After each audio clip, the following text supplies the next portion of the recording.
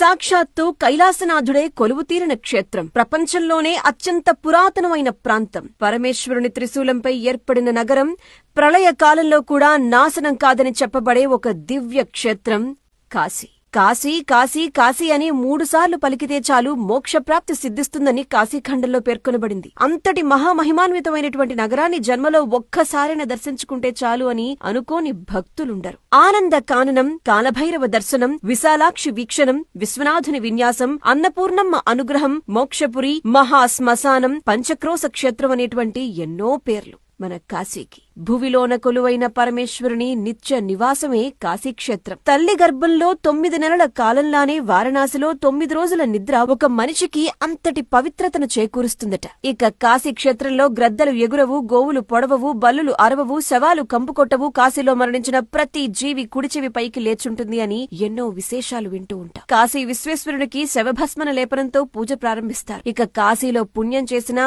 పాపం చేసినా 1,000,000 రెట్ల ఫలితం ఉంటుంది అంటారు. ఇక్కడ శక్తిపీఠం విశాలాక్షి అమ్మవారు, జగత్తంతటికి అన్నం పెట్టేటువంటి అన్నపూర్ణాదేవిల నివాస స్థలం కూడా కాశీని. దేవతలు, ఋషులు, రాజులతో పాటు ఎందరో వారి తపశ్శక్తితో నిర్మించినటువంటి 84 ఘాట్లు కాశీలోని గంగమ్మ తీరాన కొలువయ్యున్నాయి. అంతటి అద్భుత క్షేత్రాన్ని దర్శించుకుని పావనం కావాల్సిందే.